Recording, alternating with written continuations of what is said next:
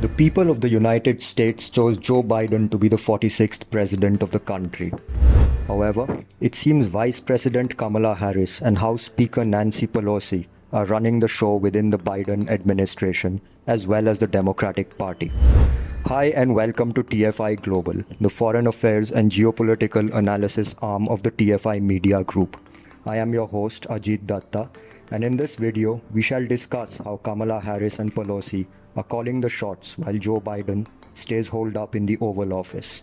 Some of Trump's biggest supporters on TFI Global's YouTube channel used to predict that the day is not far when American President Joe Biden will be forced to give up the nuclear launch codes to a much dominant Vice President Kamala Harris.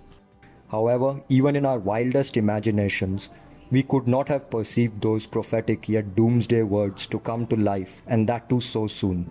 But such is the reality and a sad state of affairs in America, where a president of the most powerful country on the planet has merely become a pushover that some Democrats can push around like an inflatable volleyball in a swimming pool.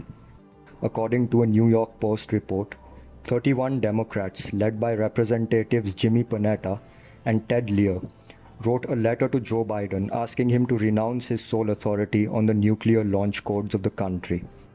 As president, two of your most critical and solemn duties are the security of the country and the safeguarding of its nuclear arsenal, the letter reads.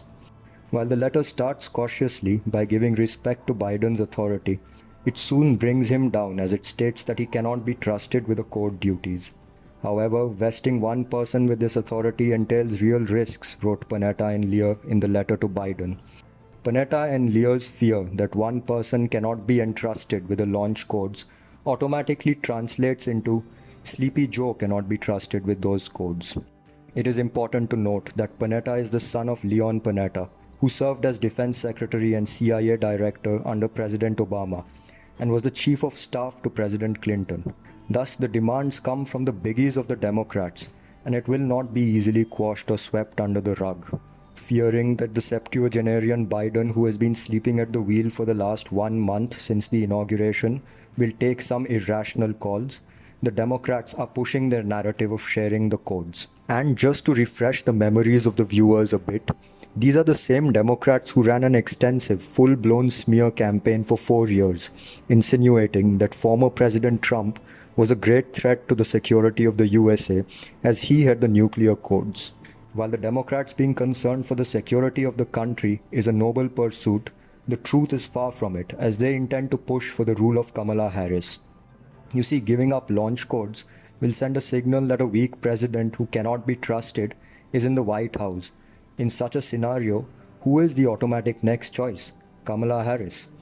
It was always insinuated in hushed tones by those close to the developments on either sides of the political spectrum that Joe Biden was merely a pawn installed for the optics, while the real strings were pulled by Kamala Harris.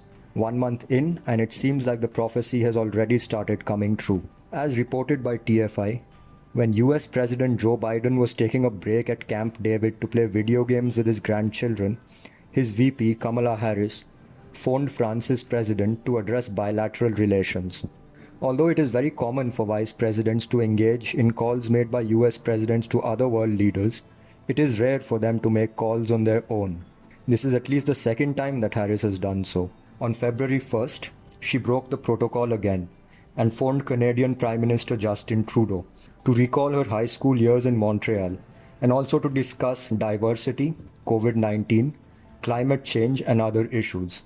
While Kamala is the direct successor to Biden, it is Nancy Pelosi, the House Speaker, who is performing the administrative work to make sure that Harris's enemies are cleaned up.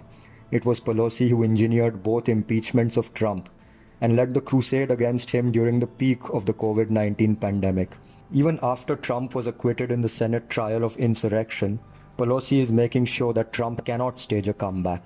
A few days back, she said that Congress will establish an independent September 11 style commission to look into the deadly insurrection that took place at the US Capitol.